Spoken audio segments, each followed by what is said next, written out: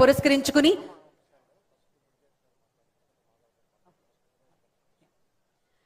మన ముఖ్యమంత్రి గారి సందేశంకి ముందు గౌరవనీయులు శ్రీ కందులు దుర్గేష్ గారిని మాట్లాడవలసిందిగా మనవి చేస్తున్నాం.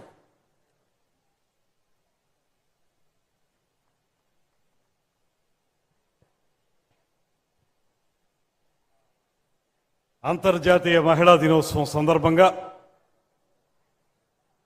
మహిళలందరినీ కూడా రాష్ట్రంలో ఒక అద్భుతమైనటువంటి శక్తిగా రూపొందించడానికి అనేక కార్యక్రమాలని చేపట్టడం ద్వారా ఆనాడు ఉమ్మడి ఆంధ్రప్రదేశ్లో కానీ ప్రస్తుతం విభజిత ఆంధ్రప్రదేశ్లో కానీ మహిళా సాధికారిక శక్తిని నిరంతరం పెంచే విధంగా ప్రణాళికలు రూపొందించి ఇవాళ రాష్ట్రంలోని మహిళలందరూ కూడా తమ కాళ్ల మీద తాము స్వయంగా నిలబడగలిగేంటి ఆర్థిక శక్తిని ప్రసాదించే కార్యక్రమాల్ని అందించి మహిళలకి నిజమైనటువంటి వెన్నుదన్నుగా నిలిచినటువంటి మన ముఖ్యమంత్రి వర్యులు శ్రీ చంద్రబాబు నాయుడు గారికి మనందరి తరపున కూడా ప్రత్యేకమైనటువంటి ధన్యవాదాలు తెలియజేస్తూ ఈ కార్యక్రమంలో పాలు పంచుకుంటున్నటువంటి రాష్ట్ర బీజేపీ అధ్యక్షులు శ్రీ మాధవ్ గారు, మంత్రులు శ్రీమతి అనిత గారు, శ్రీమతి సబిత గారు, ఈ శాఖకు చెందినటువంటి శ్రీమతి సంధ్యారాణి గారు, ముఖ్యంగా వేదిక మీద ప్రభుత్వం ఇచ్చినటువంటి కార్యక్రమాలను అందిపుచ్చుకుని ఈ రాష్ట్రంలో మహిళా శక్తిగా ఎదిగినటువంటి అనేక మంది మహిళా పారిశ్రామికవేత్తలు వేదిక మీద ఉన్నారు. వారితో పాటు బాలికలు, మహిళా సాధికారత గురించి అద్భుతమైన అవగాహన పొందినటువంటి బాలికలు అందరూ వేదిక మీద ఉన్నారు.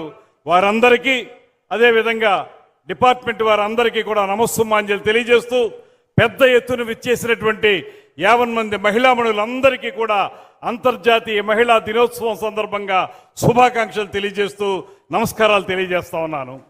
ఇవాళ ముఖ్యమంత్రి గారి యొక్క చొరవ వల్ల ఆంధ్రప్రదేశ్ రాష్ట్రంలో అనేక అద్భుతమైనటువంటి కార్యక్రమాలు చేపట్టారు. ఇప్పుడే మనం అనేక ఆడియో విజువల్స్ చూసాం. వాటన్నిటిలో కూడా వారు చెప్పిన మాట ఒక్కటే, ఖచ్చితంగా ప్రతి ఇంటికి కూడా ఒక పారిశ్రామికవేత్త ఉండాలి.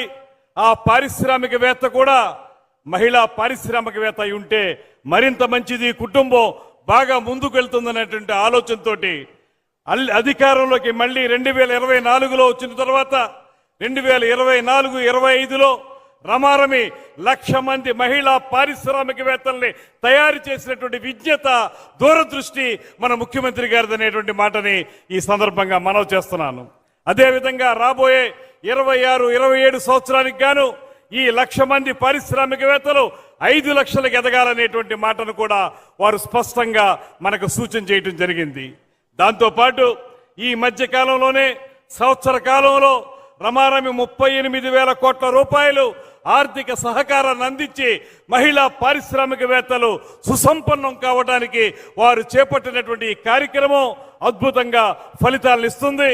అదేవిధంగా సూపర్ 6లో కూడా అందరికీ చెప్పిన విధంగా గత ప్రభుత్వానికి భిన్నంగా ఇంట్లో ఎంతమంది పిల్లలు చదువుకుంటే ఆ పిల్లలందరికీ సహకారం అందించే విధంగా తల్లికి వందనం కార్యక్రమాన్ని, అదేవిధంగా ప్రతి కుటుంబంలో పేద మహిళలకి సంవత్సరానికి 3 గ్యాస్ సిలిండర్లు ఇచ్చే కార్యక్రమాన్ని, వీటన్నిటికంటే మించి ఇవాళ మహిళల మొహాల్లో చిరునవ్వు కనిపించే విధంగా వారందరూ కూడా చిన్న చితగా వ్యాపారాలు చేసుకునేటప్పుడు వేరే ప్రాంతాలకు వెళ్లాలన్నా, లేకపోతే బంధువుల ఇంటికి వెళ్లాలన్నా, పిల్లలు చదువుకున్న చోటకి వెళ్లి వారి యోగక్షేమాలు తెలుసుకోవాలన్నా కూడా వారందరికీ ఉపయోగపడే విధంగా స్త్రీ శక్తి అనేటువంటి కార్యక్రమం ద్వారా మీ అందరికీ ఉచిత బస్సు సౌకర్యాన్ని కల్పించినటువంటి విజ్ఞులైనటువంటి నాయకులు శ్రీ చంద్రబాబు నాయుడు గారు అనేటువంటి మాటను కూడా మీ అందరికీ మనవి చేస్తూ ఇవాళ ఈ కూటమి ప్రభుత్వం ఒక పక్కన పరిపాలనా దక్షులైనటువంటి శ్రీ చంద్రబాబు నాయుడు గారు, మరో పక్కన పేదవాడి మొహంలో చిరునవ్వు చూడడానికే రాజకీయాలు ప్రారంభించినటువంటి కొన్నిదల పవన్ కళ్యాణ్ గారు ఉప ముఖ్యమంత్రి గారు, వీరిద్దరికీ పైన నరేంద్ర మోడీ గారు ప్రధానమంత్రి గారు ఈ రాష్ట్రానికి సంపూర్ణ సహకారాన్ని అందిస్తున్నటువంటి ప్రధానమంత్రి గారు. ఈ ముగ్గురి కలయికలో డబుల్ ఇంజిన్ సర్కార్ ఇవాళ ఈ రాష్ట్రాన్ని అద్భుతంగా ఒక పక్కన అభివృద్ధిలో కానీ మరో పక్కన సంక్షేమంలో కానీ సమ్మిళితం చేసుకుంటూ రాష్ట్ర ప్రగతికి సర్వతాముఖంగా కృషి చేస్తున్నటువంటి ఈ కూటమి ప్రభుత్వాన్ని మీరందరూ ఆశీర్వదించండి.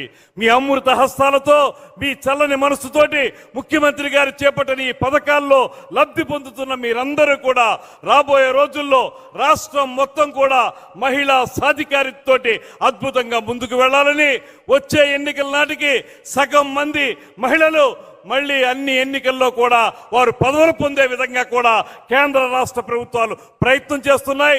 దాన్ని కూడా అందిపుచ్చుకుని రాజకీయంగా, సామాజికంగా, ఆర్థికంగా మీరందరూ ఉన్నత స్థానంకు వెళ్ళాలని, దానికి చంద్రబాబు నాయుడు గారి యొక్క సంపూర్ణ సహాయ సహకారాలు మీ అందరికీ ఉంటాయనేటువంటి మాటని తెలియజేసుకుంటూ మరొక్క మారు మీ అందరికీ శుభాకాంక్షలు తెలియజేస్తూ సెలవు తీసుకుంటున్నాను. నమస్కారం. జై Hind, Jai Telugu Thalli. Thank you sir, thank you very much.